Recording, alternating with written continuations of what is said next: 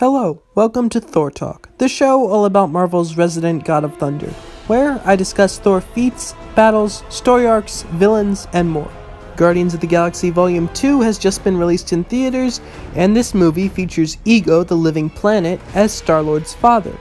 In the comics, Ego is actually a Thor villain, so in this episode of Thor Talk, we'll be going through the first appearance of Ego the Living Planet. Plus, Thor Talk answers one of the internet's burning questions about the Thor Ragnarok trailer. When Mjolnir is destroyed, can the pieces be picked up by just anyone? All this and more on Thor Talk.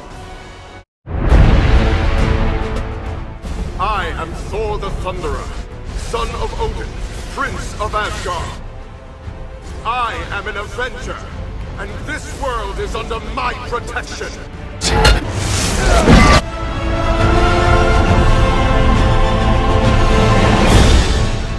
Whosoever holds this hammer, if it be worthy, shall possess the power of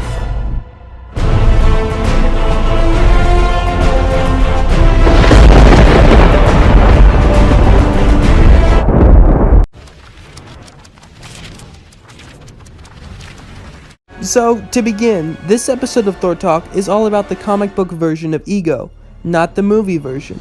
So, if you have not yet seen Guardians of the Galaxy Volume 2, rest assured that I won't discuss any movie spoilers. So with that, let's begin. Ego the Living Planet first appeared in Thor number 132, but he is actually first mentioned in Thor number 131, which was written by Stan Lee with art by Jack Kirby.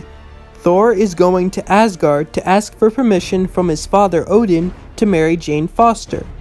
But Jane is already being forced by her roommate to leave New York. While she didn't know this at the time, Jane's roommate is no ordinary woman. It turns out that she is actually Tana Nile, a Rigelian colonizer. These colonizers locate planets and then take them over.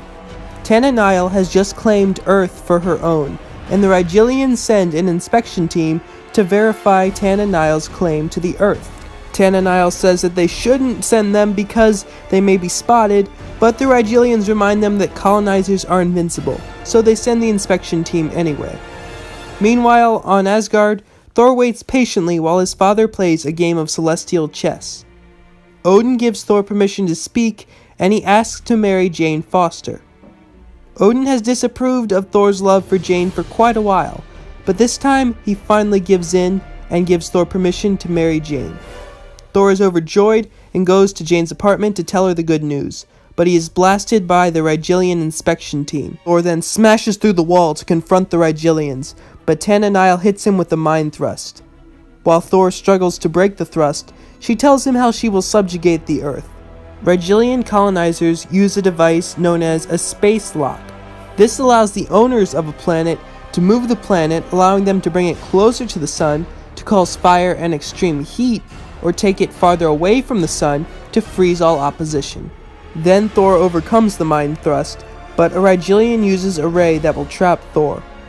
Thor decides not to resist, but instead to let himself seem to be incapacitated so that he can learn where the space lock is. The Rigelians tell Tana Nile that she can now activate the space lock whenever she likes, and they take Thor to their ship. On the ship, the Rigelians talk of the dreaded one who lurks in the Black Galaxy, and are filled with fear at the mere mention of it. As they set their course, Thor decides that he has heard enough, and he effortlessly breaks out. The Rigelians increase their own density to an extreme, but Thor simply beats them into submission with one punch. Then, in issue 132, Thor arrives at the Rigelian space station, and easily dispatches the Rigelians sent to defeat him. The Rigelians are forced to send their most powerful weapon, a machine called an Indestructible. Thor defeats the machine by turning its own power against itself. Meanwhile, the leader of the Rigelians worries over Thor's attacks and the threat in the Black Galaxy. But he then decides to solve both problems at once. He makes a deal with Thor. He will turn off the space lock if Thor stops the threat in the Black Galaxy, which would also endanger the Earth. The Black Galaxy is an area of space where ships go in, and they never come out. Essentially, it's the Bermuda Triangle of space. Thor agrees to meet this threat, and the Rigelians send a robot known as a recorder to record all that takes place in the Black Galaxy. When Thor and the Recorder arrive, they are met by the menace of the Black Galaxy, Ego the Living Planet. Thor and the Recorder are standing on a planet that is literally alive. Ego then creates a human form on his surface and tries to intimidate Thor with his power, but Thor remains unimpressed. Ego says that he is bored from constantly destroying Rigelian ships and wants to defeat Thor so that he can have a true challenge. But Ego then stuns Thor long enough for him to use his molecular model as a basis to make an army of antibodies. Ego plans to use these antibodies based on Thor's molecular model to conquer every planet in the universe. Ego decides that he no longer has any interest in Thor and tries to get rid of him by creating a tidal wave of water. But Thor and the Recorder escape into a hole on the planet. As they venture deeper into Ego, Ego sends an army of antibodies to attack them. Thor fights his way through them while dragging the Recorder with him. Meanwhile, on Earth, Tananile tells the Rigelians to activate the space lock so that the people of Earth will see that they must obey her. But they inform her that they have made a deal with Thor to turn off the space lock, and then they do so. Elsewhere, Ego hurls hundreds of rocks at Thor and the Recorder. The Recorder is trapped under debris and asks Thor to leave him behind, but Thor refuses and pushes the debris aside. Thor then picks up the Recorder, but Ego is determined not to let them go. Thor then uses a thermoblast, which shakes the universe itself, to blast through the planet, and they both escape. Ego is humbled by his defeat, and he decides that he will not leave the Black Galaxy to conquer the universe. We'll start the discussion with a quick spoiler-free movie comparison. Ego in the movie seems to be based on Ego Prime, at least physically. Ego Prime is a clone of Ego created by Tananile.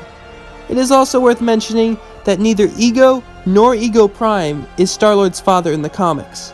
That honor belongs to Jason, the emperor of the alien nation Spartax. Ego is one of the most powerful and most bizarre characters in Thor's mythos.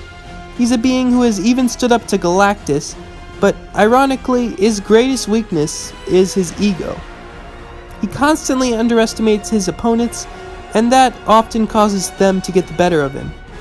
However, he is still a force to be reckoned with that Thor must always be weary of. I learned of his mad plan to destroy Earth and engaged him in battle. But how does one, even the god, battle a planet? Question: what are Infinity Stones? What are you doing later? And who is the man in the purple chair? What's he doing? And who's this purple weirdo? Vision! Surprised you actually knew who that was. Okay, so a question seems to be going around the internet about what happened in the Thor Ragnarok trailer. The question is, since Hela destroyed Mjolnir, can just anyone pick it up? Now, this question has actually already been answered in the comics. In Thor number 11 by Dan Jurgens, the dark god known as Pericus has broken Mjolnir, similar to how Hela did in the Thor Ragnarok trailer. Pericus has decided to use the broken hammer to beat Thor to death, but he finds that he is still unable to lift it.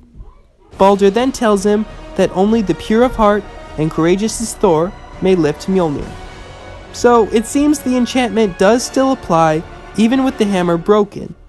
Now, Marvel has already shown that they are not afraid to change things from the comics, such as making Ego Star-Lord's father. But as far as comics go, the answer is no, not just anyone can pick up the broken hammer. Well, that's all for this episode of Thor Talk. If you want to keep up with Thor Talk and even vote on topics for future episodes, follow Thor Talk on Instagram @ThorTalk. And once again, I'd like to formally state that all art and video is owned by its respected companies, and I own none of it.